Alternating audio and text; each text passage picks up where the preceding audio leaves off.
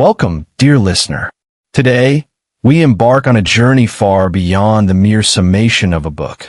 Today, we dare to step into a universe woven from stardust and human emotion, a realm where stars twinkle with love, roses bloom with vulnerability, and the echoes of childhood pain reveal profound truths.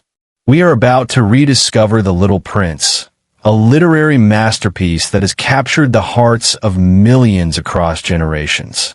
This isn't just a book that boasts over 200 million copies sold, or translations into more than 500 languages and dialects. It's a global phenomenon, cherished not solely by children, but by souls of every age from every corner of our world. It stands as one of the most read, most gifted, most quoted, and even most tattooed books in human history, a testament to its enduring power. Yet, here lies the curious paradox.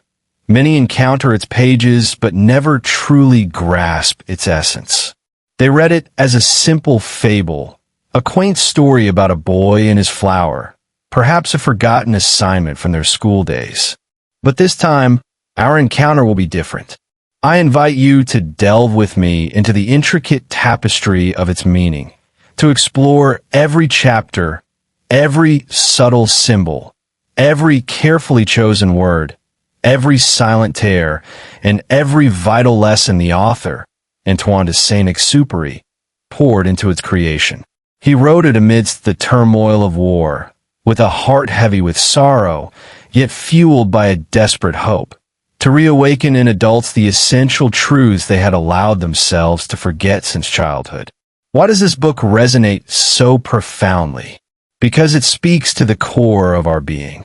It explores the fleeting magic of childhood and the bittersweet sorrow of its loss. It illuminates the mysteries of love and the countless ways we misunderstand it. It confronts the weight of responsibility and the quiet ache it can bring. Most importantly, it champions the invisible things, our deepest feelings, our unwavering beliefs, the silent sacrifices we make for those we cherish, and the profound impacts that often go unseen. This journey will unveil the poignant pain of growing up, the profound loneliness of being misunderstood, the immeasurable importance of the smallest details, and the singular, quiet beauty of one rose, one unique person who, in an instant, can become your entire world. Why will this exploration take time? Because this is not a hurried summary. This is not a superficial school project. This is an immersive pilgrimage. We will walk hand in hand with the Little Prince, from the distant solitude of his tiny planet to the bewildering complexity of Earth, from his innocent confusion to a dawning understanding, from the tender care for his rose to his poignant goodbye. We will not rush, for some books do not demand speed. They demand soul. If you are navigating the fascinating landscape of the English language, this journey is tailor-made for you. The Little Prince is a marvel of deceptive simplicity in its prose, yet it pulses with the deepest human emotions. You will learn to comprehend English through feeling, through the heart, rather than merely through the rigid rules of grammar. You will absorb authentic storytelling and effortlessly enhance your listening skills. Now let us begin. And remember, the deepest insights often await those who journey to the very end. Chapter 1. The Drawing That No One Understood. Our story commences not with a radiant boy from the stars, but with a grown man, the narrator, a pilot by profession, an adult by definition. When he was a little boy, his world was vibrant with the colors of imagination, his hands eager to translate his inner visions onto paper. One unforgettable day, he sketched a picture that filled him with pride, a magnificent boa constrictor, its belly distended, having just swallowed an elephant whole. The drawing was an enigma to the uninitiated, a peculiar, rounded, closed shape, imbued with a mysterious presence. He proudly presented his masterpiece to the adults. Their response? delivered with a dismissive chuckle, was, "Why would you draw a hat?" They saw only the superficial, the outer form, entirely missing the colossal elephant hidden within, the very essence of the drawing. They lacked the imaginative faculty, the emotional resonance, the ability to see beyond the obvious. Undeterred, the boy tried again. He drew the boa constrictor from the inside, a cross-section clearly revealing the elephant nestled in its belly. Now, the adult's advice hardened into a firm command. Stop drawing. Engage in something useful, geography, mathematics, grammar. And so he ceased. He surrendered his artistic inclinations, trading the boundless horizons of imagination for the predictable skies of a pilot. Yet, somewhere deep within, a spark of that childhood wonder, that vivid imagination, persisted a quiet rebellion against a world where adults seem to perceive only with their eyes, rarely with their hearts. This inaugural chapter serves as a profound prelude, a stark warning. Most people, in the relentless march of growing up, relinquish their inner vision. They no longer perceive the inherent nature of things, but rather accept only what they are explicitly told to see. This book, then, is a gentle but insistent guide, offering to reteach us how to see the world anew through the untainted eyes of a child. Chapter 2. The Boy with Golden Hair. Years unfolded, and the narrator matured into a seasoned pilot, soaring above continents. But fate, as it often does, intervened dramatically. One day, while traversing the vast, silent expanse of the Sahara Desert, a catastrophic engine failure brought his world crashing down. Alone, utterly isolated, thousands of miles from any semblance of help, he found himself marooned with only enough water to sustain him for 8 precious days. No human presence, no cities, no discernible hope. He spent his first night beneath a dazzling canopy of stars, a lone speck in an infinite void. Then, as the desert sun began its slow ascent, painting the horizon with fiery hues, a small, clear voice pierced the silence. "Please draw me a sheep." He blinked, opening his eyes to an astonishing sight. A little boy with a shock of golden hair, a flowing scarf, and eyes that seemed to hold the wisdom of another galaxy. No apprehension, no conventional greeting.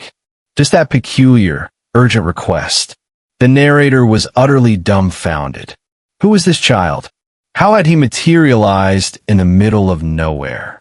What unimaginable circumstance had brought him to this desolate spot? But the boy, with a gentle yet unwavering seriousness, repeated his plea. "Please draw me a sheep." So the pilot, against all logic, relented. He sketched a sheep. The boy dismissed it instantly. "No, this one is sick." Another attempt. "No, this one has horns. I want a real sheep." Frustration, born from exhaustion and the dire circumstances, began to gnaw at the narrator. Finally, weary but inspired, he drew a simple box and declared, "The sheep is inside this box." And in that instant, a radiant smile illuminated the boy's face. "That's exactly what I wanted." Here, the true magic of their encounter began. For the first time in countless years, the narrator was conversing with someone who saw with the boundless canvas of imagination, just as he once had as a child. And slowly, painstakingly, piece by precious piece, the little prince would begin to unravel his incredible story, where he came from, the reasons for his departure, and the profound quest that had led him across the stars. Chapter 3. The Planet from Far Away. The little prince, though a child, carried a profound, unspoken sadness. He did not readily offer answers, nor did he declare his origin as Planet B612 with scientific precision. Instead, his revelations were often indirect, cloaked in questions that shimmered with deeper meaning. The narrator, The pilot tried to inquire, "Where are you from?" But the boy, avoiding a direct response, countered with a question that seemed deceptively simple. "When a sheep eats bushes, does it also eat flowers?" Confused, the pilot answered, "Yes, if the flower has no thorns." And this, for the prince, led to the crux of his silent agony. Then what are the thorns for? What appeared to be a childish inquiry soon unfolded into a question of immense emotional weight. The prince sought to understand the paradox of vulnerability and defense. Why do flowers grow thorns if those very thorns cannot truly protect them from harm? His voice gathered intensity, his questions imbued with an increasing fire. Why would a flower try to defend itself if it's still in danger? Why? Tell me. Suddenly, the hidden chamber of his heart was laid bare. His questions weren't about flowers in general. They were about one specific flower, the exquisite rose he had left behind on his distant planet, the rose he loved with an aching tenderness, yet did not fully comprehend. The narrator, attempting to offer comfort, tried to rationalize. Thorns don't really matter. But this dismissive adult logic ignited a storm within the prince. He shouted, his voice cracking with anguish. "You talk like the grown-ups. You care about numbers, screws, engines, but I care about something else, something that matters more." And then, for the very first time, his small voice broke, and he wept. He yearned for his flower. He felt a profound, desolate loneliness. Though just a boy, in that raw moment, he bore the crushing weight of heartbreak, bewildering confusion, and a love that felt utterly helpless. The narrator, his heart softened by empathy, gently embraced him, murmuring assurances. "The flower you love is not in danger. I'll draw a muzzle for your sheep and a fence for your flower." Slowly, the prince's sobs subsided. This chapter unveils a profound truth. Children often experience love with a depth and intensity that adults have long forgotten. Their questions are not merely bids for factual information, but pathways to understanding the intricate world within their own hearts. To dismiss or laugh at their innocent queries is to wound their very soul. This stands as an urgent message to every adult. Never extinguish a child's curiosity, for it might be their most vulnerable way of asking for love. Chapter 4. The Secret of Asteroid B612. With growing understanding, the narrator began to surmise that this extraordinary little boy must have journeyed from an impossibly tiny planet. And at last, its name was revealed, Asteroid B612. But the narrator immediately highlighted a truth more startling than the discovery itself. He recounted how, when a Turkish astronomer first unveiled this asteroid, his findings were met with derision and disbelief, simply because he presented them in traditional Turkish attire. Years later, when the very same astronomer delivered the identical presentation, meticulously dressed in a European suit, he was immediately believed.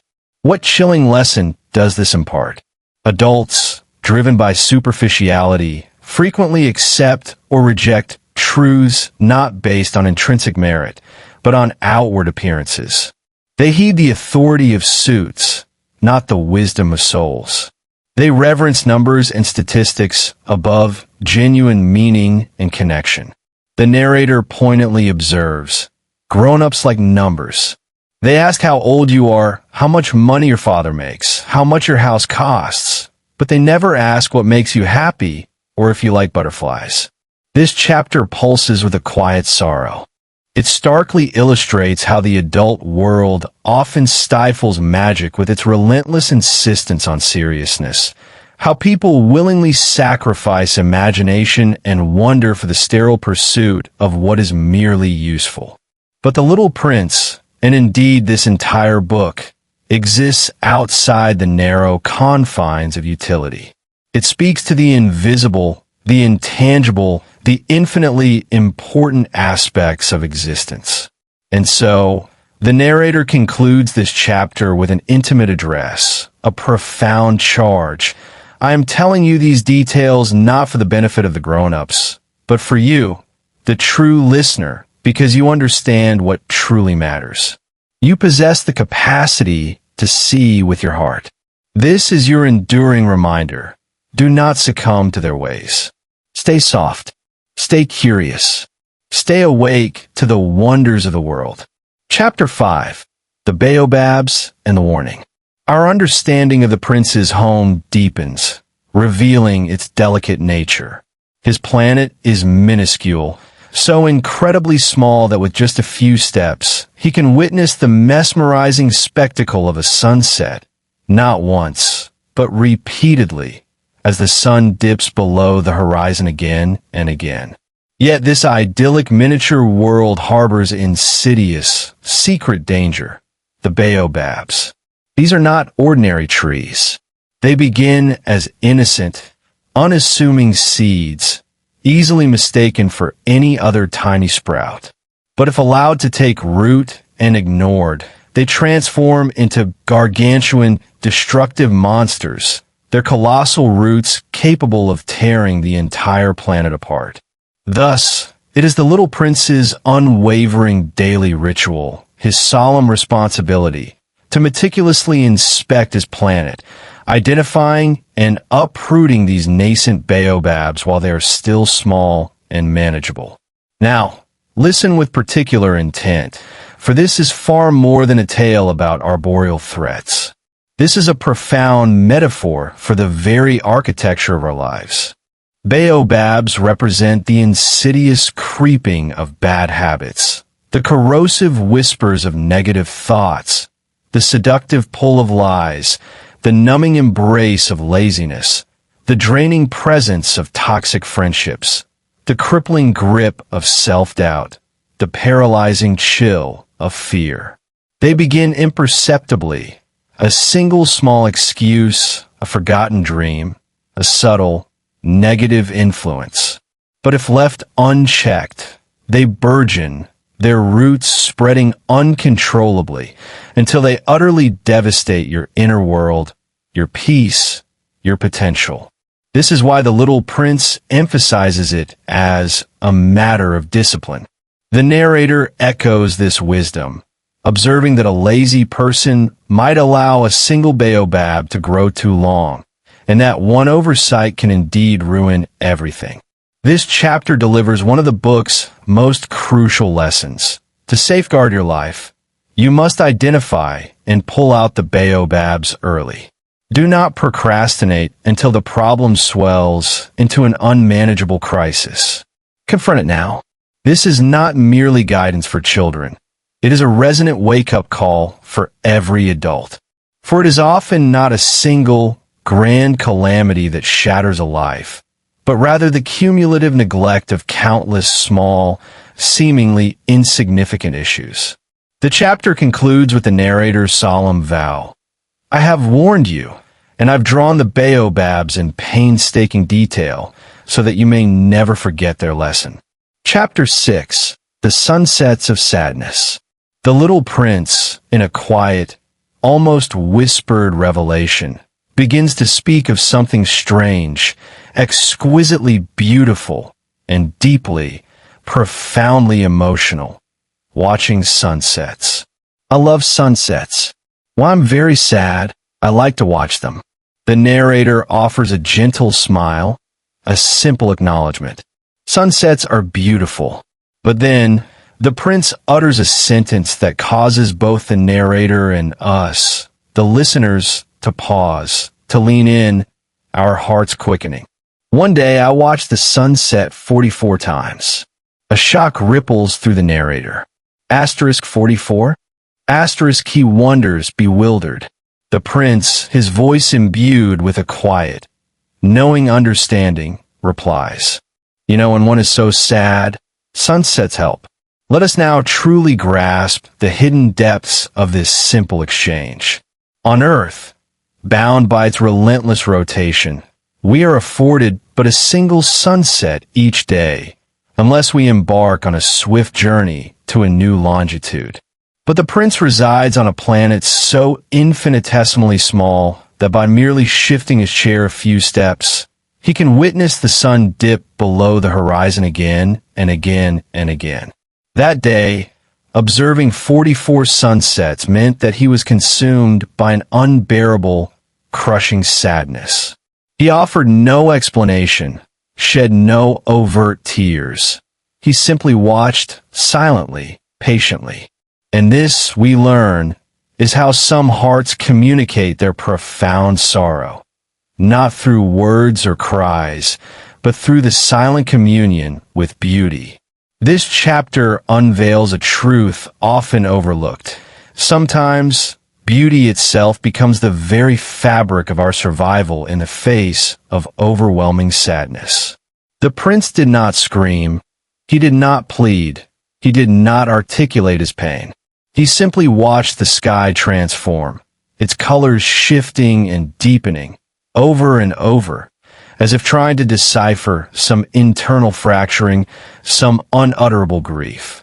And while most might miss the profound, unspoken truth encoded in this chapter, you now will not. For you now know, when someone turns repeatedly to the ephemeral glory of sunsets, they may not merely be admiring the view. They may, in fact, be desperately attempting to keep their world from falling apart. Chapter 7.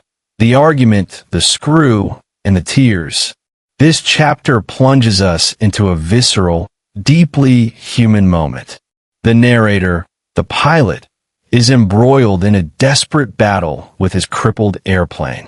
Sweat stings his eyes, exhaustion saps his strength, and the chilling specter of dying alone in the vast desert looms over him. He is hot, tired, stressed, and focused solely on the unforgiving mechanics of survival. And then, from the small, golden-haired boy, comes an utterly incongruous question. If a sheep eats bushes, does it also eat flowers, even the ones with thorns? The narrator, his patience frayed to breaking point, dismisses it with an exasperated, "Yes, probably." His mind is consumed by his tools, his failing engine, his dwindling water supply, his very existence. But the prince, with an unsettling persistence, circles back to the question of thorns again and again. Finally, the narrator's carefully constructed composure shatters. He shouts, the desert air echoing his frustration. "I don't know. I'm trying to fix something serious here." He cannot fathom why this boy persists with such seemingly trivial questions when their lives hang by a thread. The little prince falls silent. Then his voice barely a whisper, imbued with a devastating clarity, he says, "You talk just like the grown-ups." The narrator freezes, his anger instantly replaced by a cold dread. The boy continues, slowly, each word infused with raw emotion. "You confuse everything. You mix up everything. You talk about serious things, but you don't know what's important." And then, his voice rising, imbued with a heartbreaking conviction. If someone loves a flower that only exists on one planet, and if that flower might be eaten by a sheep, then that's important. That's serious. Suddenly, the dam breaks. He begins to cry, his small hands covering his face, his shoulders shaking with silent, heaving sobs. All the sadness he had endured, all the unspoken grief hidden through 44 sunsets, pours forth in that torrent of tears. If my flower is gone, it's like all the stars go out. The narrator, struck by a wave of profound shame, kneels beside him, gathering the trembling boy into his arms. His voice is gentle, filled with newfound empathy. "Your flower is not in danger. I would draw a muzzle for your sheep. I'll draw a fence. I'll protect your rose." This chapter is an emotional crucible, for it is here, for the first time, that we witness the raw, unvarnished pain of the little prince in its full, devastating light.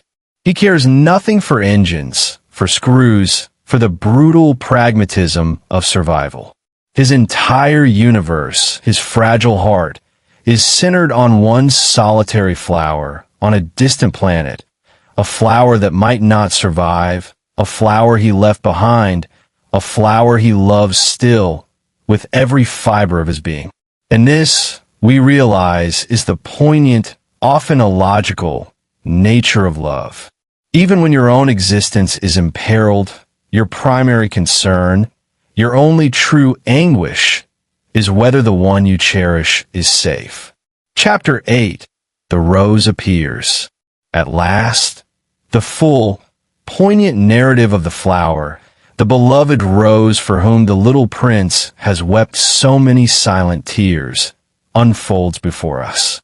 She made her entrance one day, slowly, with an air of quiet grandeur, unfurling from a mysterious seed unlike any ever seen on his tiny planet.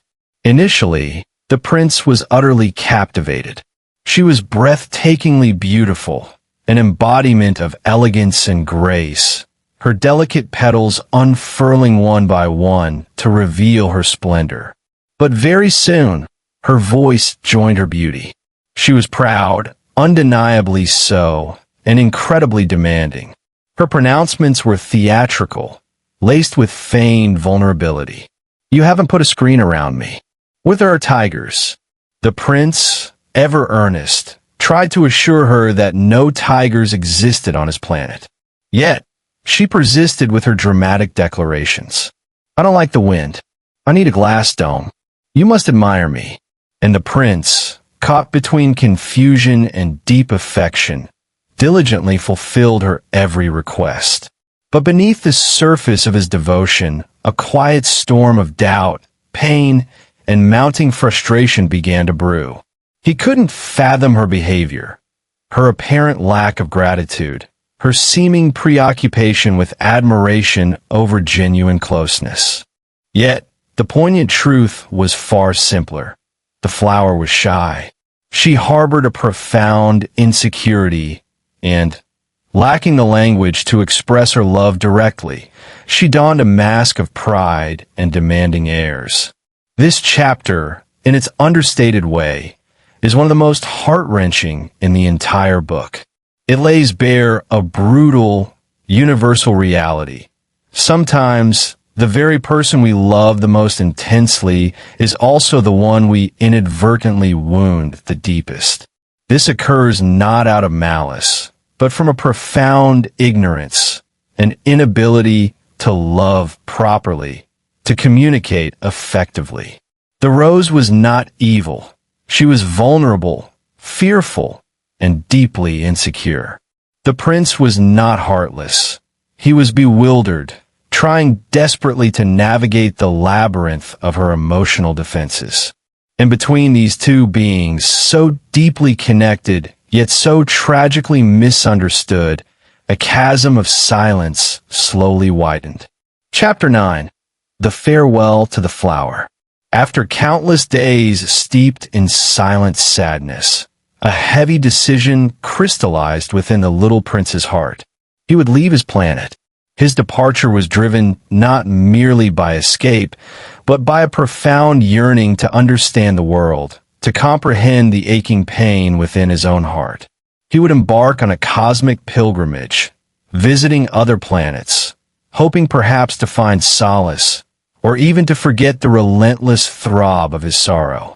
But before launching into the void, there were sacred goodbyes to be uttered, to his familiar volcanoes, to the tiny world that had cradled him, and most agonizingly, to his beloved flower. He meticulously cleared out the ash from his two active volcanoes, the very ones he used to warm his breakfast. He even tended to the third, extinct volcano, murmuring with a child's caution, "You never know." Then came the hardest part, the moment that made his heart tremble. He approached his flower. She was as proud as ever. Yet today, a subtle softness, a new vulnerability, seemed to temper her usual demeanor. "I was wrong to treat you badly," she confessed, her voice fragile. "Please be happy. Don't put the glass dome over me anymore. I don't need it. I'll be fine." I'm strong. I love you." The little prince was utterly surprised, his heart a tangle of conflicting emotions. After so much time, she was finally, openly, revealing her love. But it was too late. He was already committed to leaving. A long, profound silence stretched between them, heavier than any spoken word. No dramatic embraces, no torrents of tears. Just a quiet, searingly painful farewell. The flower, with a selflessness that belied her former pride, urged him gently, "Don't wait around. You decided to go, so go." And with that, the prince turned and walked away, carrying the weight of a love both beautiful and heartbreakingly misunderstood. Let us pause here and truly absorb the immense, understated depth of this moment. This is not merely a goodbye. It is a profound lesson in the truest, most selfless forms of love. The flower, in her newly found wisdom, did not plead, "Don't leave me. Take me with you. You'll regret this." Instead, her final words were a blessing, a release. "Be happy. That's enough." And this, sometimes, is the excruciating beauty of genuine love. The courage to let someone go, even when it shatters your own heart into 1,000 pieces. It is the antithesis of control, of begging, of manipulation. It is simply, quietly, wishing them peace and happiness, even as you hide your own crushing pain behind the whispering wind. This chapter, spare in its words, is infinite in its meaning, a testament to the quiet dignity of letting go for the sake of another's freedom. Chapter 10, The Planet of the King. His heart still heavy from his farewell, the little prince embarked on his cosmic odyssey. His journey led him to a peculiar series of tiny planets, each seemingly inhabited by just one lone grown-up. The first of these curious worlds was home to a king, a solitary monarch who sat upon an immense, if somewhat dusty, throne draped in a magnificent, flowing robe. Despite the complete absence of subjects, he exuded an air of paramount importance, a self-appointed majesty. Upon spotting the little prince, the king immediately declared, "Ah, subject." The prince, ever polite, inquired, "Excuse me, sir, may I sit down?" The king, relishing the rare opportunity to issue a command, grandly proclaimed, "I order you to sit down." The prince, his innocent curiosity piqued, began to ask questions. "Do you rule the whole planet, and the stars too?" The king, with an expansive gesture that encompassed the cosmos, asserted, "Yes, I rule everything." The little prince, genuinely amazed, ventured another question. "Can you order the sun to set?" The king, ever eager to maintain his facade of absolute power, replied with a calculated air, "Yes, I will, but I must wait for the right moment. Then it will obey." The little prince, though young, was confused by this peculiar logic. This king, he realized, only issued commands that would inevitably happen anyway, simply so he could boast of always being obeyed. Growing weary of this charade, the prince then asked, "Can you order me to leave now?" The king, ever keen to assert his authority even in dismissal, grandly commanded, "I order you to leave, but come back soon." This peculiar encounter offers a stark illustration of the adult obsession with control and superficial power. The king desires above all to be perceived as mighty, to give orders to a non-existent populace, to feign dominion over the universe itself. Yet, in truth, he is utterly alone, his kingdom barren, his power an illusion. He orchestrates his commands to align with natural occurrences, all to feed his fragile ego and maintain a sense of importance. This chapter is a sharp critique of counterfeit power, of individuals who crave respect but do nothing to earn it, who chase titles and accolades without forging genuine connections. They seek followers but cultivate no true relationships, striving to rule without understanding the essence of leadership. The little prince, with his clear, unburdened vision, sees through this charade immediately. He remains polite, but he quickly departs. His quest is for something authentic, something real, not the hollow trappings of a throne or the empty allure of power. He is searching for meaning. Chapter 11. The Planet of the Vain Man. The little prince's journey continued, leading him to a second, equally peculiar planet, this one inhabited by a vain man. Adorned in flamboyant clothes, he stood poised like a statue, a perpetual, artificial smile plastered across his face. The moment he spotted the little prince, his chest puffed with self-importance, he declared, "An admirer." The prince, bewildered by this sudden assumption, looked on in confusion. The vain man, reveling in the attention, then instructed, "Clap your hands." The prince, obliging, clapped. The man responded with a dramatic bow. Clap, bow, the ritual continued. The prince, curious, asked, "Do you really admire me?" The man, his eyes shining with self-satisfaction, replied, "Of course." But when pressed about the meaning of admiration, he confessed a startling ignorance. He didn't know what it meant, only that he craved it from anyone for anything. He was utterly indifferent to the identity or nature of the little prince. All he desired was applause, a continuous validation of his existence. This presents a powerful, yet profoundly sad, image. We all recognize people like this in our own world. Individuals who seem to live solely for external attention, consumed by the hunger for likes, comments, and praise. Yet, beneath this clamor for affirmation, there often lies an unsettling void. No true soul, no authentic substance, merely a carefully constructed mask. This man is not malevolent. He is simply empty. And that emptiness, in its own way, is far more painful to witness than outright malice. He mistakenly equates being admired with being loved, failing to grasp that love is not a performance, not a round of applause, not merely about being seen. Love, in its deepest form, is about being truly known, truly understood. The little prince, perceiving the man's profound self-absorption and his lack of genuine interest in anything beyond himself, soon grew bored. He quietly departed, continuing his solitary search, still lonely, still striving to comprehend why people would choose to live such superficial, hollow lives. Chapter 12. The Planet of the Drunkard. The next planet visited by the little prince was a desolate, solitary place, perpetually shrouded in a somber darkness.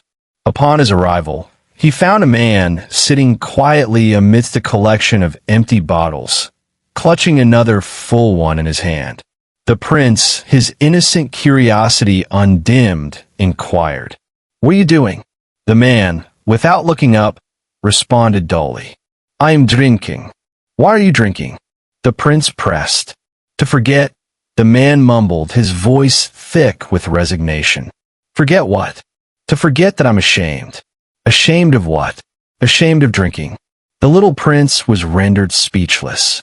This recursive, self-destructive logic was utterly incomprehensible to him. He simply left the planet, quietly and with a profound sadness settling in his young heart. Let us now endeavor to understand the deep, emotional significance of this brief, yet incredibly impactful chapter. This drunkard is far more than a simple caricature or a tragic joke. He is a potent symbol of a pervasive human condition, something we witness every single day. He represents individuals trapped in agonizing cycles of pain, those who desperately flee from their problems only to find themselves inevitably returning to the very same destructive patterns. He embodies the tragic loop of doing things that deepen self-loathing, then attempting to escape that shame by repeating the very act that caused it. This chapter extends far beyond the confines of alcohol addiction. It speaks to every conceivable form of self-destruction, every attempt to numb or avoid deeper issues. It highlights those who spend money to feel momentarily good, only to be consumed by guilt. Those who wound others, then turn the blade on themselves. Those who overindulge, lie excessively, scroll endlessly, shout irrationally, all while protesting, "I can't help it." This is not an illustration of evil. This is a harrowing portrayal of pain. This chapter reminds us, with a gentle but firm hand, never to ridicule another's vulnerabilities. Instead, it urges us to peer deeper, to seek the sorrow that often cloaks itself in what appears to be weakness. And a potent warning: never allow your own shame to forge the bars of your personal cage, for in doing so, you risk becoming like the lost drunkard, condemned to wander in an endless, suffocating loop. Chapter 13. The Planet of the Businessman. The little prince next arrived upon a peculiar planet, barely larger than a sprawling mansion, yet filled with a frantic energy.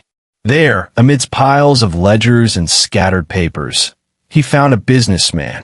This man was a whirlwind of ceaseless activity, serious, utterly consumed by his task, his gaze never lifting from the endless rows of numbers.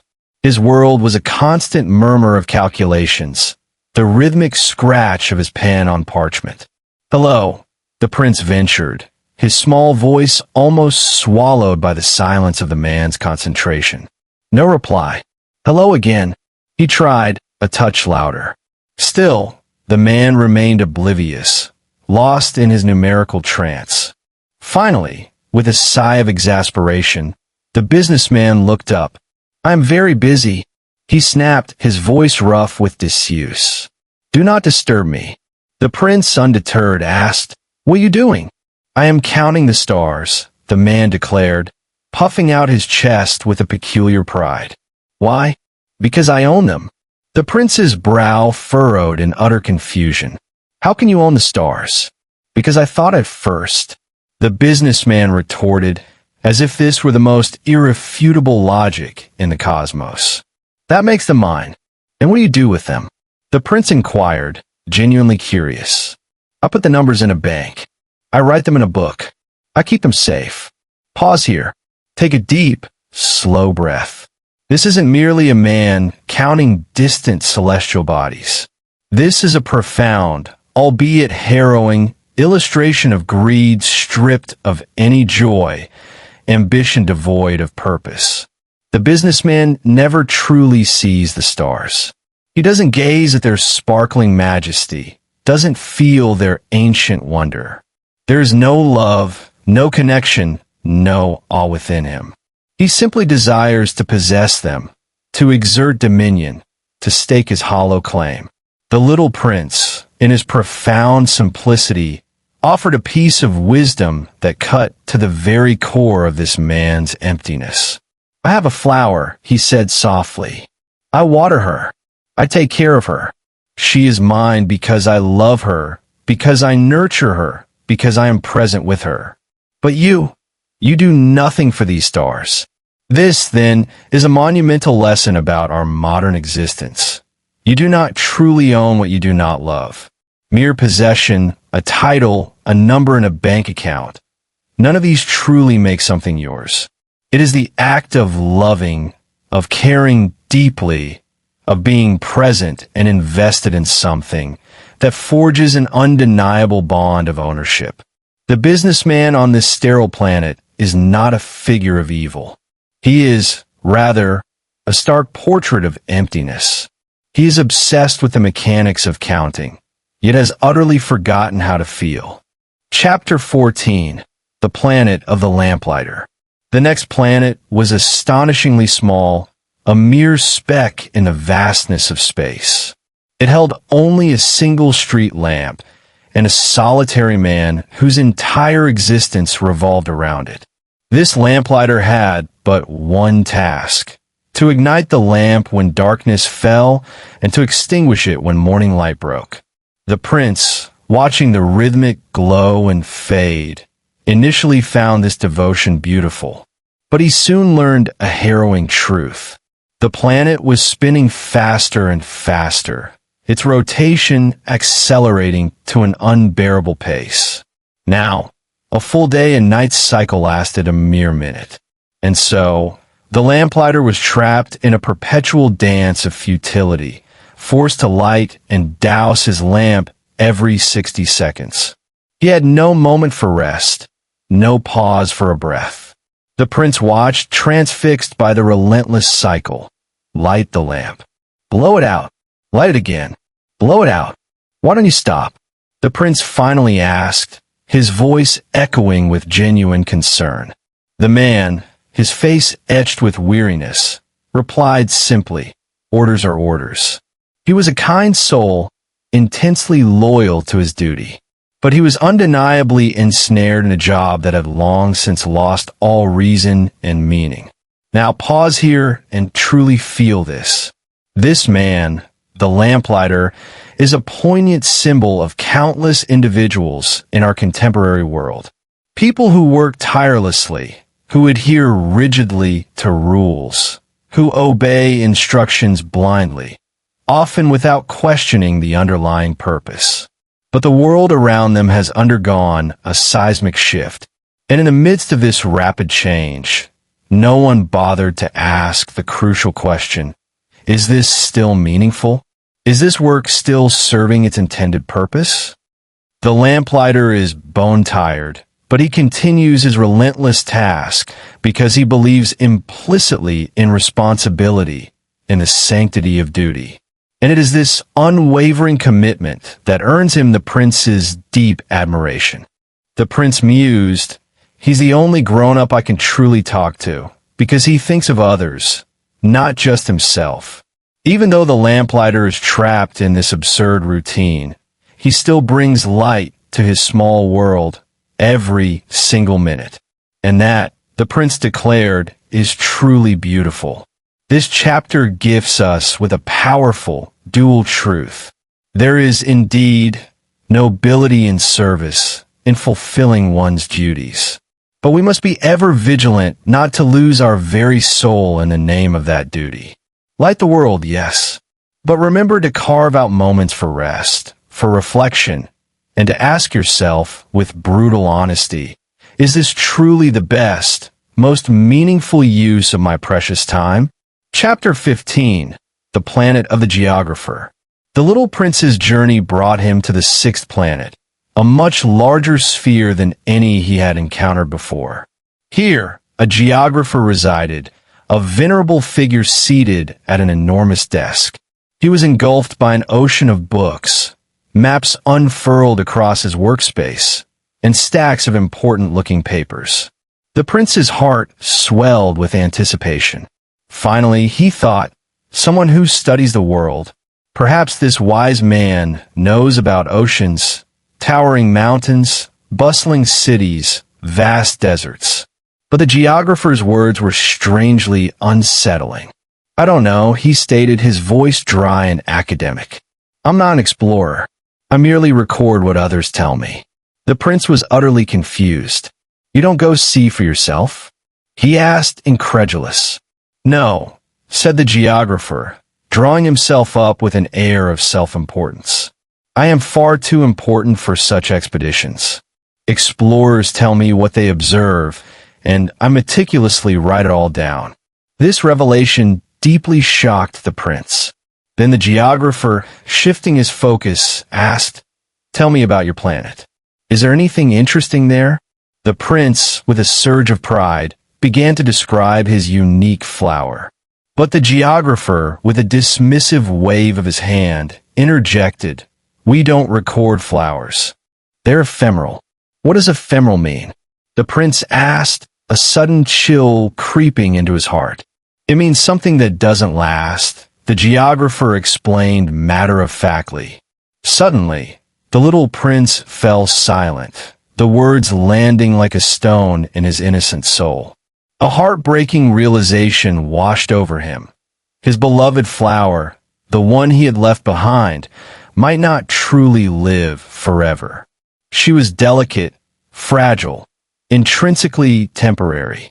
She could, in fact, perish while he was away on his distant travels. And for the very first time on his journey, he felt a real, profound fear, not for himself, but for the precious being he loved. Let us pause here and absorb the potent lesson this chapter imparts. The geographer stands as a stark symbol of those who relentlessly collect knowledge, amass data, and analyze information, yet never truly experience life itself. He possesses countless maps, but carries no personal memories of the landscapes they depict.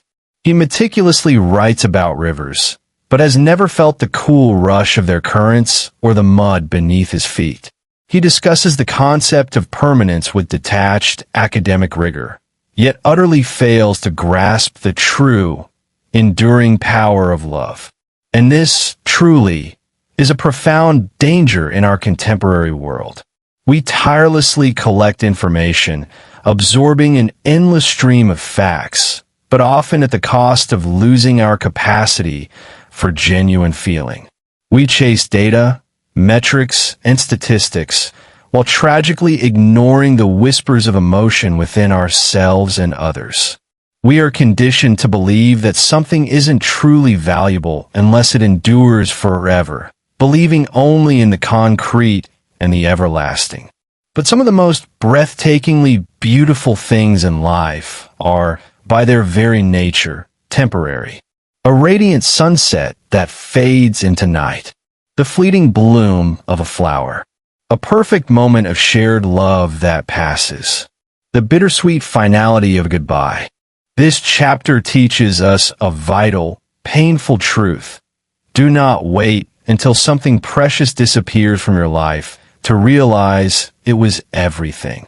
With this newfound, bittersweet wisdom heavy in his heart, the prince decided it was time to make his way to his next and final destination, planet Earth. Chapter 16, Arrival on Earth. The narrator, guiding us through this cosmic odyssey, reveals that Earth is unlike any of the other planets the prince has visited. It is not merely home to one lonely king, or one lost drunkard, or one vain man preening for an absent audience.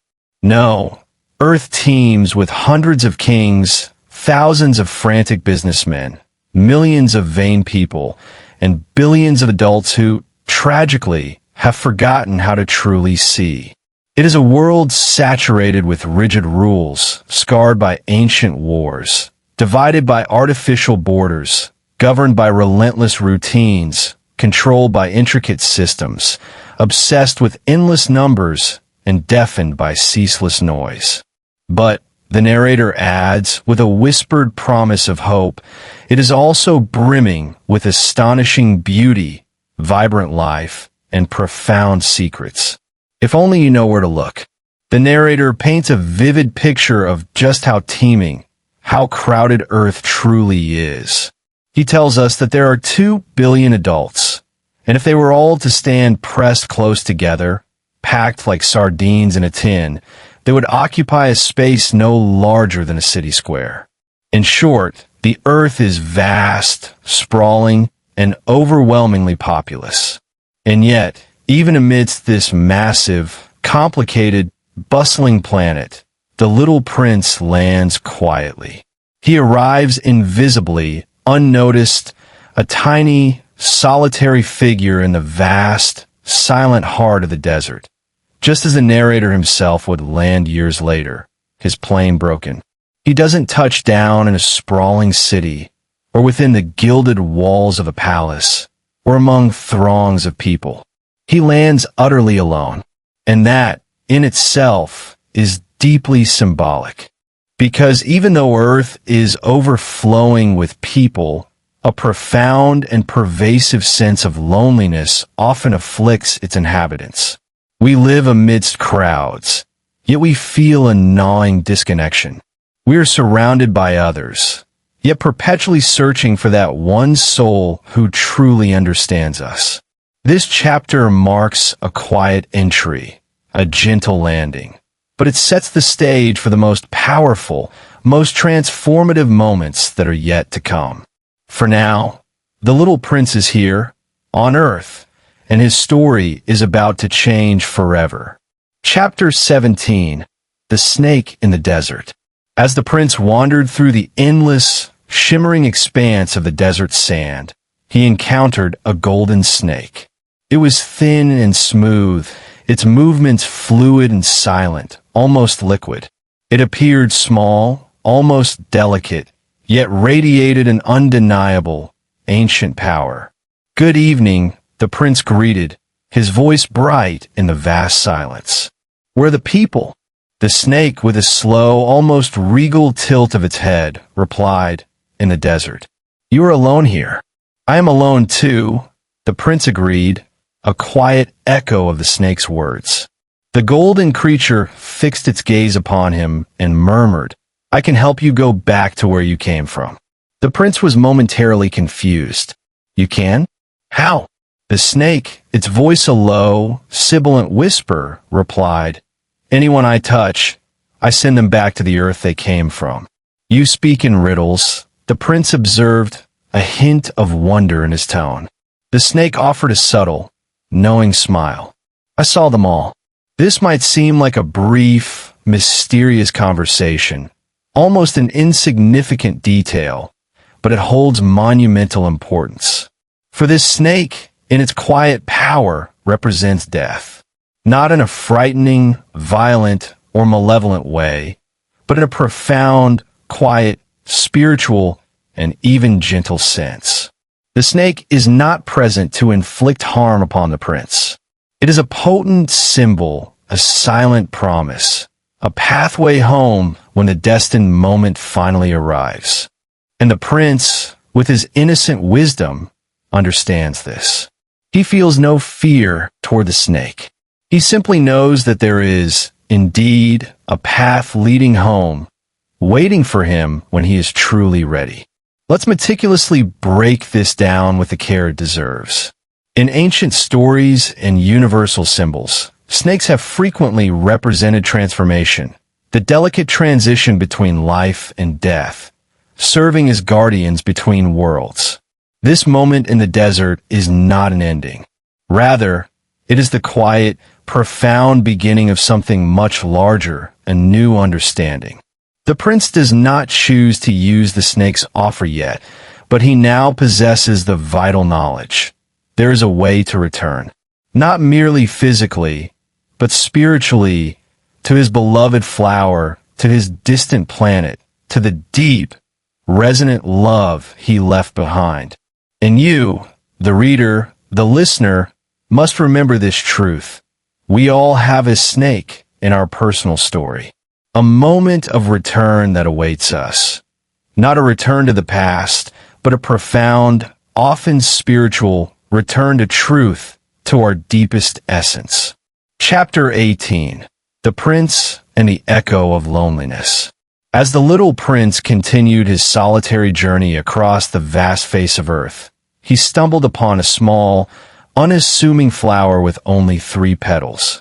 She was fragile, exquisitely quiet, and lived in complete, solitary isolation in the heart of the desert. The prince gently bent down and, with a kindness that seemed to bloom in the barren land, asked her, "Where are the people?" The flower, her voice a soft, almost imperceptible whisper, replied, "People. I saw a few many years ago, but they have no roots and the wind blows them away." The prince remained puzzled by her cryptic answer. The flower said no more, her delicate petals shivering in the breeze. This chapter, though remarkably short, is heavy, almost aching, with symbolism. Let us endeavor to understand its profound weight. This flower is starkly different from his proud, poetic, and mysterious rose. She is weary, small, simple, and utterly alone. Yet, in her quiet resignation, she speaks a fundamental truth with a single, devastating sentence. People have no roots. The wind blows them away. Now pause. This is a powerfully resonant line, echoing through the vast emptiness. She means that people ceaselessly move from place to place, from one ambitious goal to another, from one relationship to the next, yet they never truly stay still. They never truly grow deep roots, never genuinely belong to one place or one person, never fully commit to a community. And because of this perpetual motion, this rootlessness, they're always chasing something elusive, always striving for the next horizon, but are never truly anchored, never truly at peace. The flower, having delivered her poignant truth, then seemed to disappear into the silent, shimmering heat of the desert, and the prince walked on, her words lingering in his mind. Because sometimes in life, you encounter people who speak only a few words. But those few words are so heavy with truth that they shake you to your very core, changing you forever. Chapter 19, The Echo on the Mountain. Driven by a yearning to comprehend this enormous new world, and perhaps to hear a truly resonant voice, the little prince began to climb a high mountain.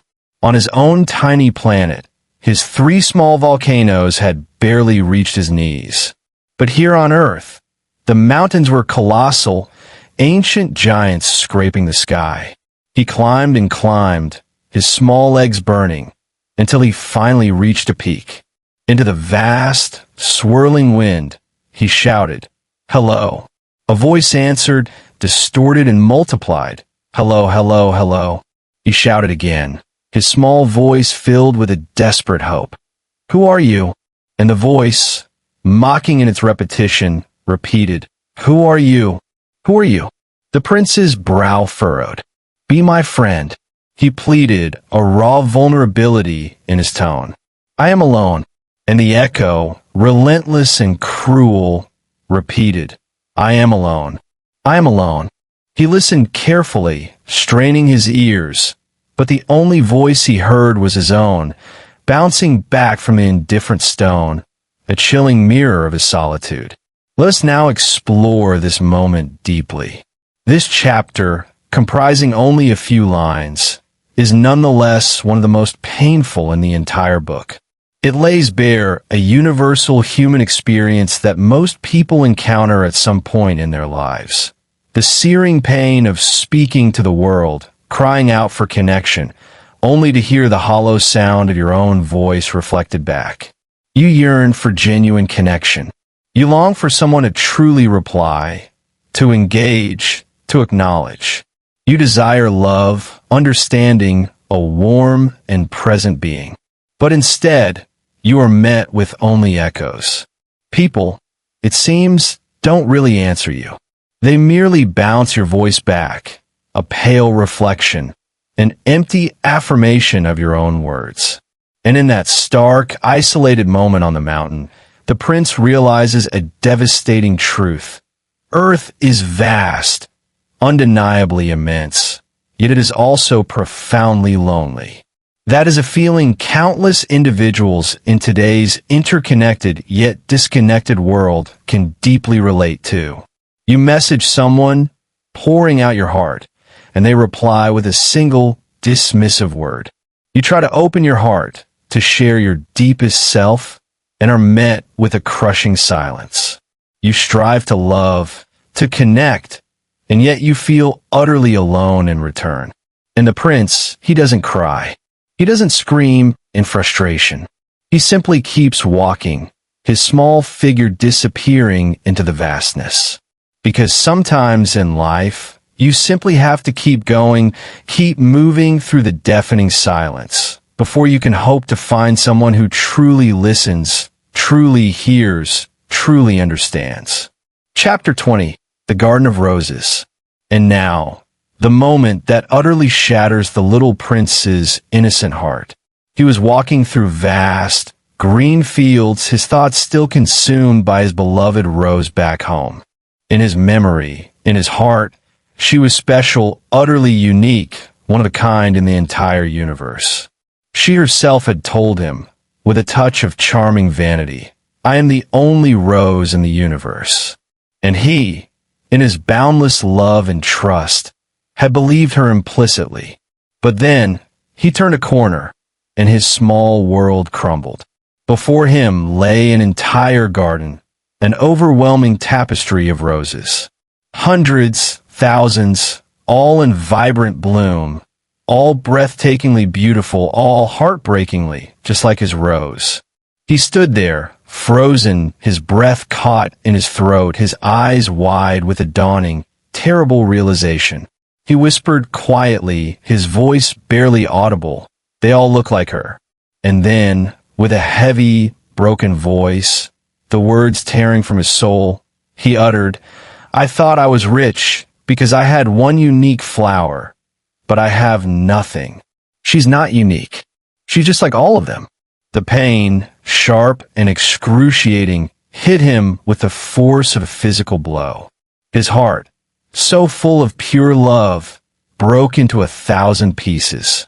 He collapsed onto the soft grass, tears streaming down his face, and wept with the deep, inconsolable sorrow of a child whose most cherished illusion has been cruelly exposed. Let's pause here. Let us truly understand the profound weight of this moment. This isn't merely about a Rose lying. This moment is about betrayal, a betrayal of a profound belief. The prince had built his entire identity, his sense of worth and specialness, around a being who had made him feel uniquely chosen. And now, with that illusion shattered, he doesn't know who he is anymore. If she's not unique, then perhaps their love wasn't special. And if their love wasn't special, then perhaps he wasn't special either. This is the raw, devastating feeling that many people experience after the brutal shock of heartbreak. You love someone with every fiber of your being. You trusted them completely. You gave them your whole, unguarded heart. And then one day, you watch them effortlessly move on. Or you meet someone just like them, realizing they weren't as rare and irreplaceable as you once believed. Or perhaps most painfully, you realize the entire narrative you built around them was, in part, a beautiful, fragile lie, and it utterly destroys you. But this moment, this agonizing garden, is not the end of his journey. Far from it. This pain, this profound brokenness, is, in fact, the beginning of the greatest, most transformative lesson the little prince will ever learn. He just doesn't know it yet, because very soon, in this garden of his despair, he will meet the fox. Chapter 21. The Fox. Tame me. The little prince, his heart still heavy with the fresh wound of disillusionment, continued his solitary walk across the sprawling earth. And suddenly, in a sun-dappled field, he met a fox. Not a dangerous, snarling beast, not a wild threat to be feared, but a gentle, curious creature, whose eyes held an ancient wisdom. "Play with me," the prince pleaded, his voice tinged with the sadness of his recent heartbreak. "I'm so sad." The fox, observing him with calm intelligence, replied, "I cannot play with you. I'm not tamed." "What does that mean?" the prince asked, his curiosity momentarily overcoming his sorrow. "Tame?"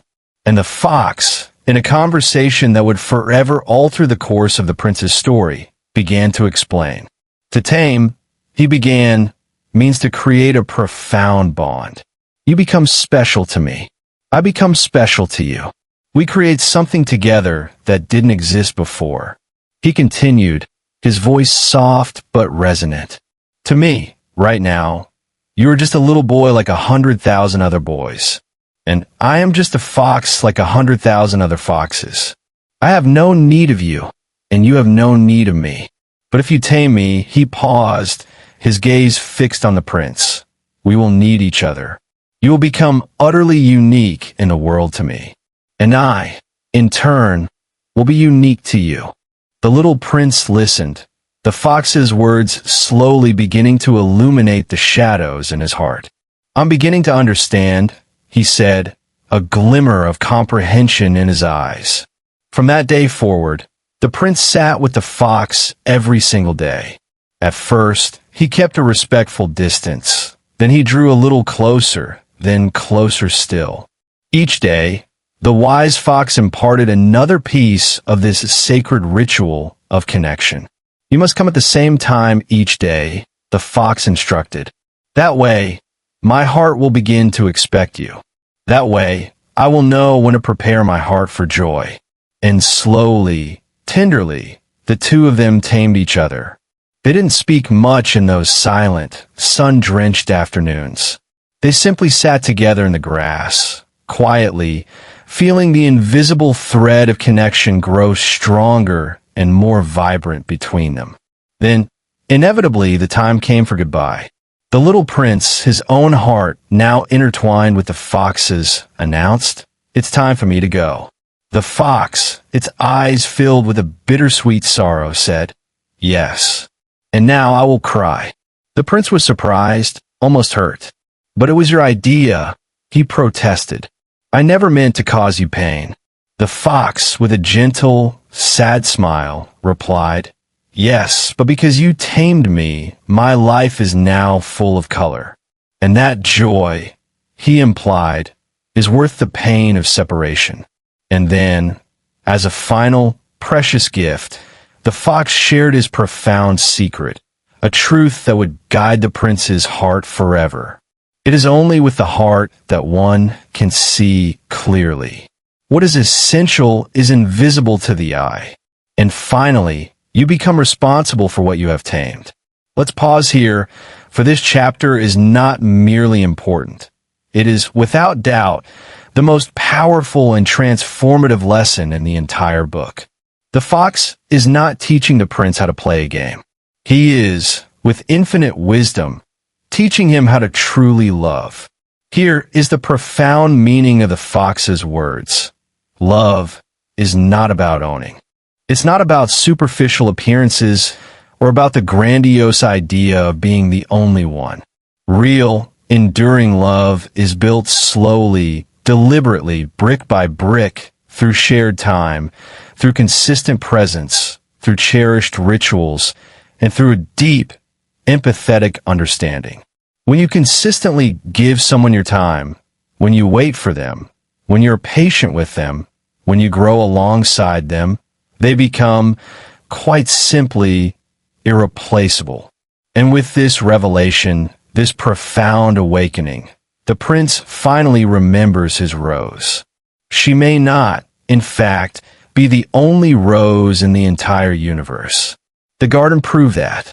But she is the one he tamed. She is the one he chose to love, to care for, to be responsible for. And that, the fox's wisdom revealed, is precisely what makes her unique, singular, and utterly precious. This is the moment he truly understands. His rose is important, not because she is the only one, but because of the countless hours, the tender care, the unwavering presence, and the boundless love he poured into her. Because of how they tamed each other, forging an unbreakable, invisible bond. He is no longer confused, no longer angry, no longer lost in a labyrinth of false beliefs. This chapter, with its quiet wisdom, is the definitive answer to every aching question he carried in his heart.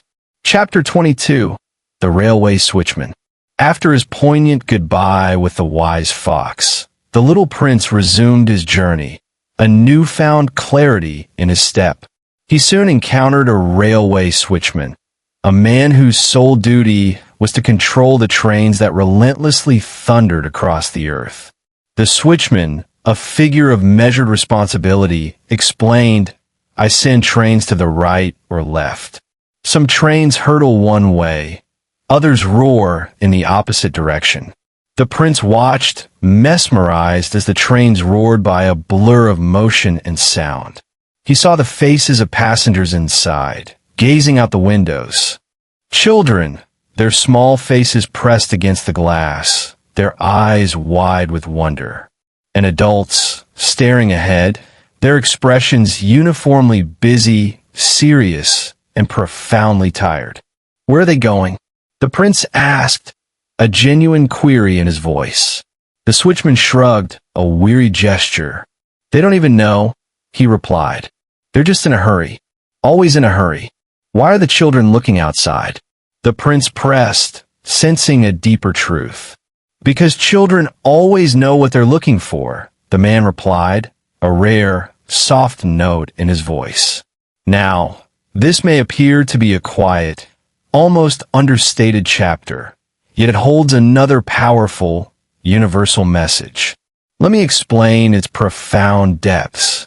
The trains, with their relentless speed and ceaseless motion, represent the hurried pace of modern life. Everyone, it seems, is in a perpetual rush, always moving, always changing direction, always chasing the next thing. But tragically, very few people ever pause to ask the fundamental questions. Why am I in such a hurry? Where am I truly going? What am I relentlessly chasing? Adults, with their adult concerns, chase money, career advancement, social status, and an endless array of material possessions. But in this frantic pursuit, they often lose connection with themselves, with others, with the present moment. They sacrifice presence, sacrificing their inner peace for external achievements. And the children? They look outside the window. They still possess the innocent capacity to see beauty in the passing landscape. They ask genuine questions. They clutch their worn teddy bears, embodying a comfort that adults have often discarded. They still remember how to feel, how to be fully alive in the moment. This chapter serves as a poignant reminder that as we grow up, as we become adults, we often forget how to simply look outside. We stop seeing what truly matters, and instead, we just move faster and faster, blindly believing that speed equals progress. But speed, this chapter gently warns us, is not inherently success. Sometimes the most beautiful, most meaningful parts of life unfurl themselves when you have the courage to stop the train, to step off the relentless treadmill, and simply look out the window, truly seeing the world around you. Chapter 23. The Sales Clerk with the Thirst Pills. The little prince's journey next brought him face to face with a most peculiar man, a sales clerk who was peddling pills designed to stop thirst.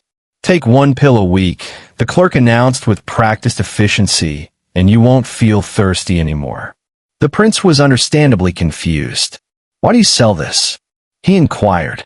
"It saves time," the clerk replied, as if it were the most obvious benefit in the world. "People don't have to look for water. They save a full 53 minutes a week. Think of the productivity." The prince paused for a moment, processing this strange logic. Then, with a wisdom that transcended the clerk's transactional mindset, he said, "If I had 53 extra minutes, I would walk slowly toward a spring of fresh water." And that, truly, is a sentence you should etch into your memory for life. For this chapter lays bare a fundamental truth about our modern existence. People, in their relentless pursuit of comfort and efficiency, strive to eliminate every discomfort, every minor inconvenience. They crave speed. They seek shortcuts. They want to save time at every turn. But tragically, they often forget why they are saving time. They forget that some of life's most beautiful, most enriching moments stem not from the destination itself, but from the journey, the process, the experience of getting there. The prince, with his unwavering soul, articulates his core values. "I would rather walk slowly to a spring than save time with pills." And that simple statement speaks volumes about his essence. He values presence, the serenity of nature, the quiet grace of stillness, the boundless wonder of the world, the raw, human experience of feeling thirsty, and then the exquisite joy that floods the soul when drinking pure water. This chapter may seem small, a fleeting encounter, but its message is immense. Because today, we live in a world overflowing with thirst pills. Quick fixes, speedy solutions, instant gratification, fast food, fast apps, fast money, fast success. But in our haste, we forget that there's an intrinsic beauty, a profound humanity, in the act of being truly human, in feeling a genuine thirst, and then with slow, deliberate gratitude, sipping from a real, life-giving spring. Chapter 24. The Thirst in the Desert. At this pivotal point in the story, we finally return to where the entire book began. The narrator, the pilot, is still stranded in the vast, unforgiving desert with the little prince. His plane, his lifeline, has been broken for 8 long, agonizing days. His water supply is completely gone. He is weak, utterly exhausted, and perilously close to succumbing to the desert's brutal embrace. But the prince, in his ethereal calm, exhibits no panic, no fear. "Let's go look for a well," he suggests, his voice steady. The narrator, consumed by his own despair, is stunned. "We are in the very middle of the desert," he protests, his voice hoarse. "You don't find wells in endless sand." Yet the prince simply keeps walking, his small figure resolute. His steps are slow, unhurried. His eyes are remarkably calm, devoid of anxiety.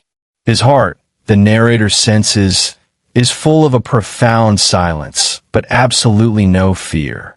So, against his better judgment, the narrator follows him, drawn by the boy's unwavering certainty.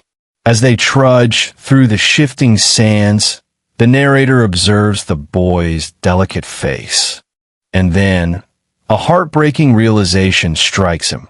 The prince looks impossibly fragile, like a tiny, flickering candle that might be extinguished by the slightest breath of wind at any moment.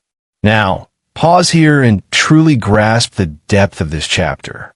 This is about far more than mere physical thirst. It is about a spiritual hunger, a profound loneliness that gnaws at the soul, the quiet pain we all carry deep inside, and a universal, desperate search for something pure, something truly life-giving. It's not just about water, the basic necessity. It's about meaning. The narrator, observing the prince in this moment of extreme vulnerability, finally realizes a fundamental truth. The little prince is not truly of this world. He is soft, delicate, almost as if he is made of pure light, not flesh and bone. And the desert, with its vast, oppressive silence and the burning agony of their thirst, is pushing both of them not merely toward survival, but towards something far deeper. They are not simply looking for water.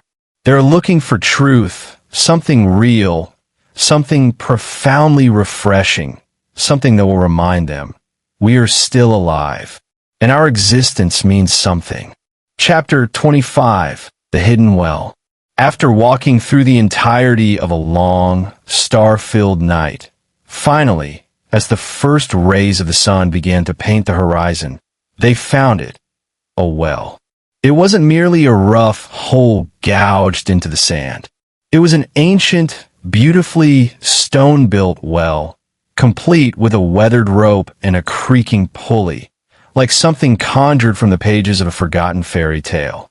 The prince, his face illuminated by a radiant smile, approached it with reverence. The narrator, his strength renewed by the sight, began to pull the rope. The slow, rhythmic sound of the bucket rising from the cool depths was music in the profound silence of the desert. They drank long and deep, and the water was not merely refreshing. It felt holy, sacred. It was not just water.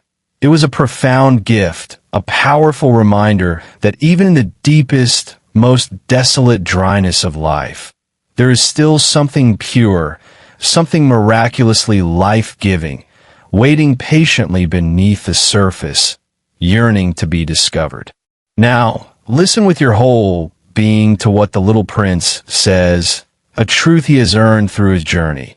What makes the desert beautiful is that it hides a well somewhere.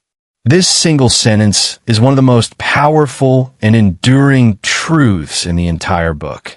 Let's break it down, for its wisdom is immense. What truly makes something beautiful?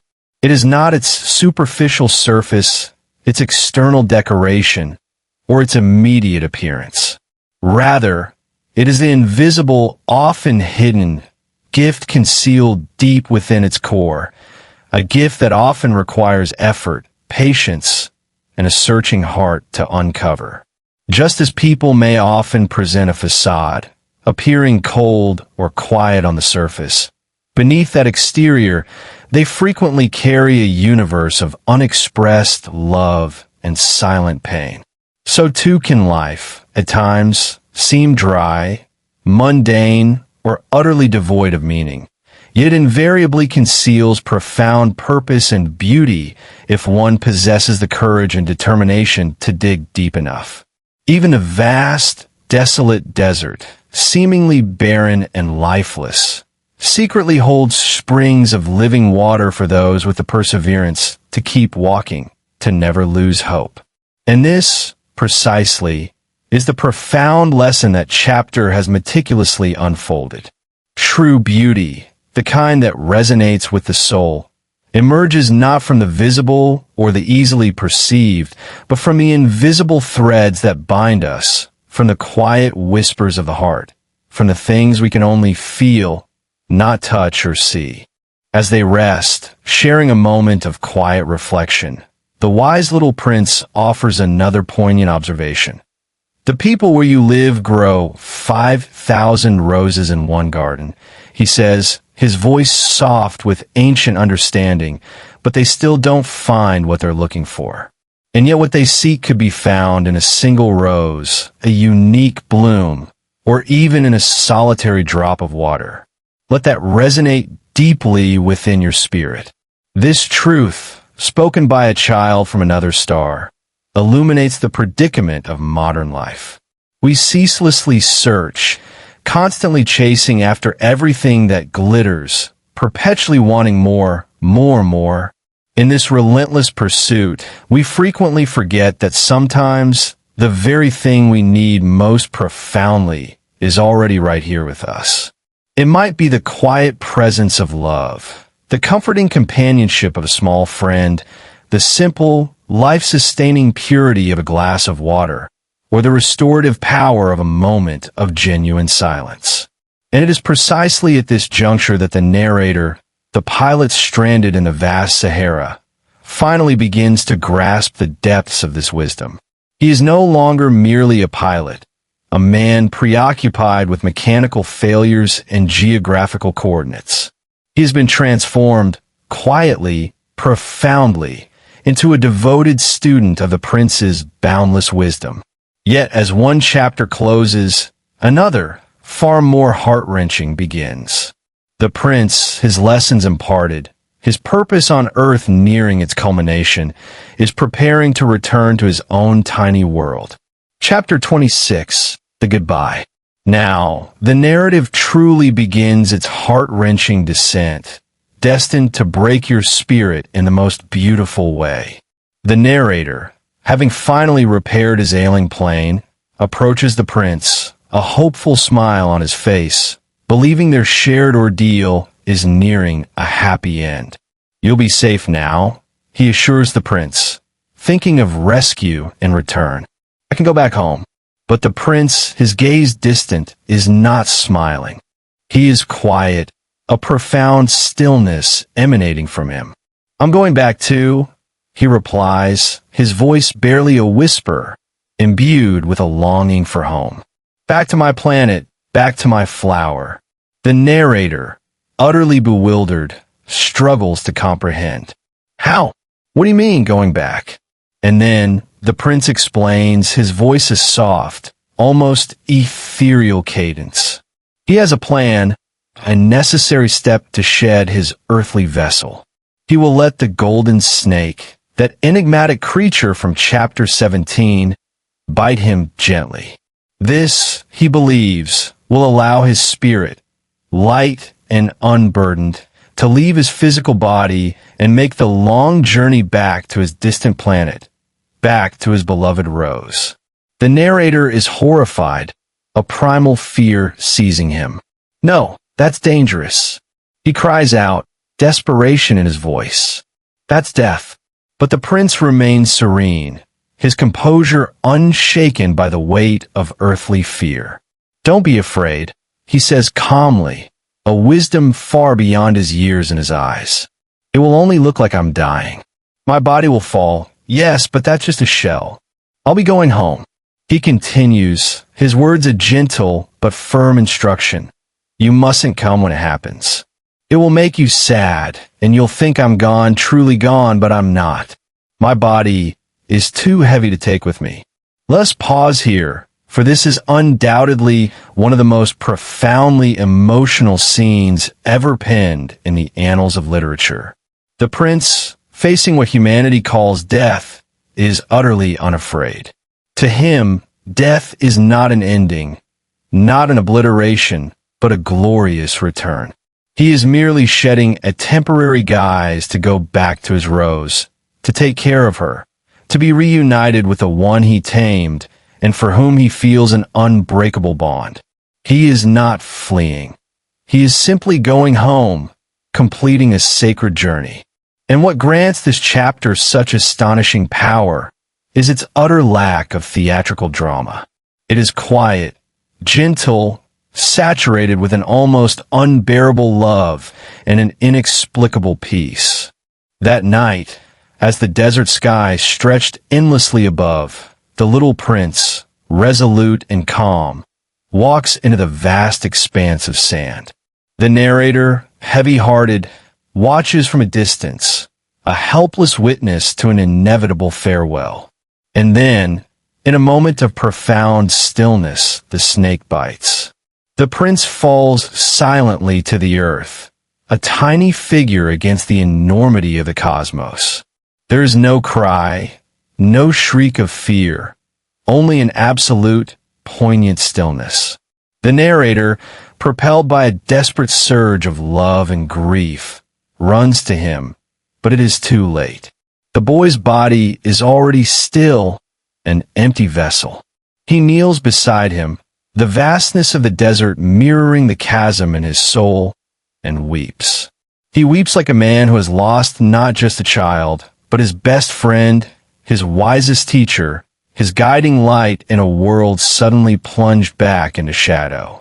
And that is how the chapter ends, with a goodbye so absolute, with a loss so profound, and with a love so deep that mere words can never truly capture its essence. Chapter 27, The Star That Laughs. Time, that relentless river, flows onward. The narrator, the pilot, eventually returns home, his plane repaired, his body alive and intact. But his soul, his very perception of existence, is forever changed, irrevocably marked by the absence of the little prince. Or at least, his physical body is gone.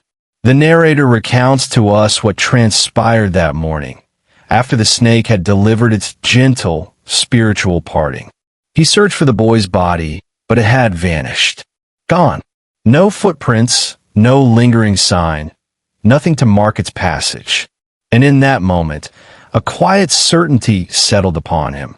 The little prince had truly gone home. Not just in words, but in spirit, truly gone back to his planet, back to his flower, back to the tiny world where his precious heart truly belonged. But the story, as all great stories do, doesn't end there. For the prince, even in his departure, bestowed upon the narrator an extraordinary gift before leaving. At night, he had said, his eyes twinkling with starlight, "Look up at the sky. You'll see the stars, and one of them will be mine.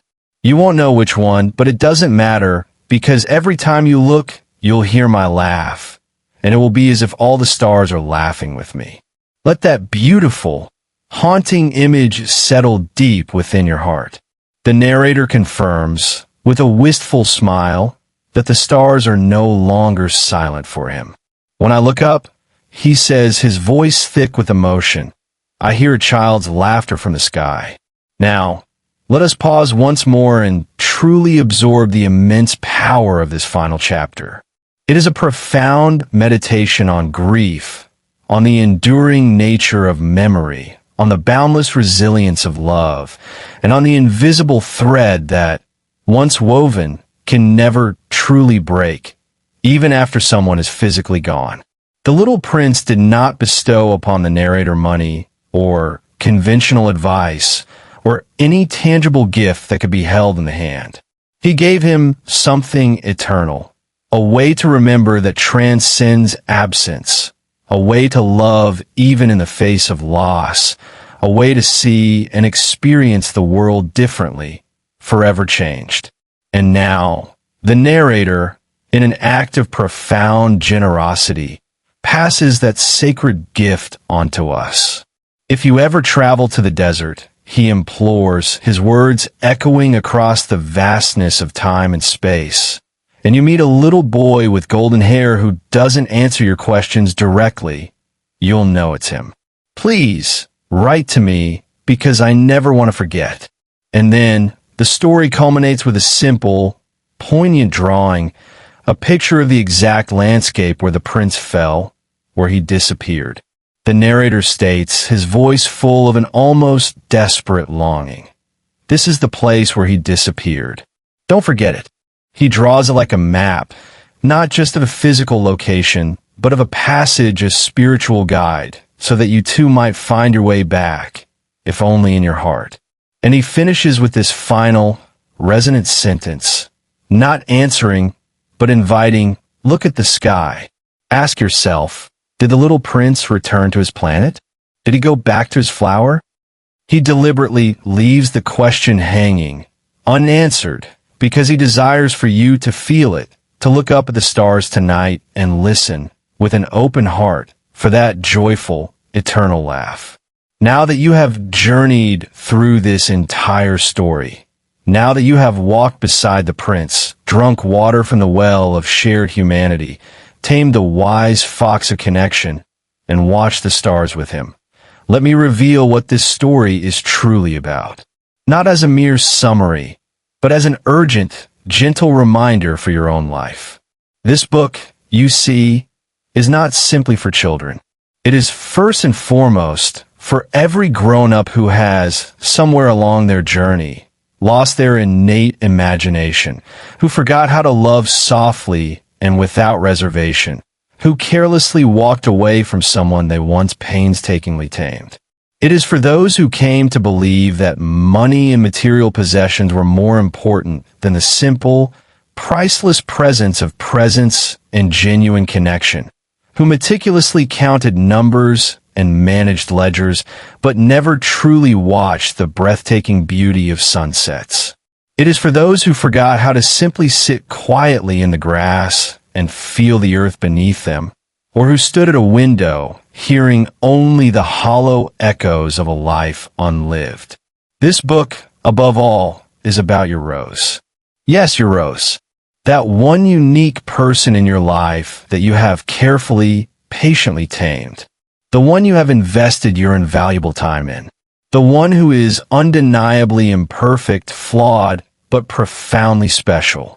Not because they're a rare specimen in a garden of millions, but because you chose them, you nurtured them, you made them yours.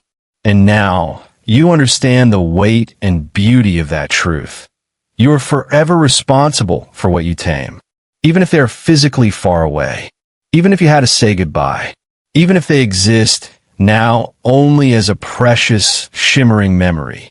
This book is also about the fox inside all of us. That vulnerable, yearning part of our being that whispers, often silently, "Please, tame me. Make me feel seen, truly seen, in a world that often overlooks. Make me feel loved, genuinely loved, in an age of fleeting connections.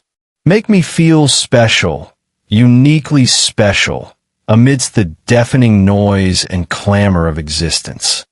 And when someone finally reaches out and tames us, truly touches our soul, we may weep, not from pain, but from the overwhelming tenderness of being found. But we do not regret it, because now the field of our life is no longer just green, it is golden. The stars above are no longer distant and silent. They are laughing. And the vast, empty desert of our isolation is no longer barren. It is beautiful, teeming with unseen life. So what should you do now? Perhaps tonight, just step outside. Look up at the immense, star-strewn sky. Find the brightest star you can see, the one that seems to wink just for you. Close your eyes for a moment, and in the quiet sanctuary of your heart, ask, is that the prince's star? Is he laughing now, somewhere out there in the cosmos? Or perhaps ask, is that the luminous face of someone I love, someone I deeply miss, someone I once tamed, still shining down upon me from above? Because if, as you ponder these questions, you feel a small, cleansing tear gently fall down your cheek, then you have truly understood this timeless story. And if you have understood it, then its profound message will remain with you, illuminating your path forever. Thank you for embarking on this journey, not just with your ears, but with the deepest chambers of your heart.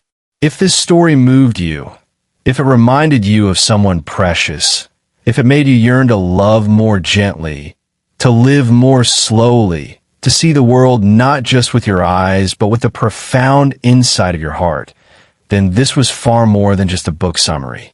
This was a message, a gift, and now it belongs to you.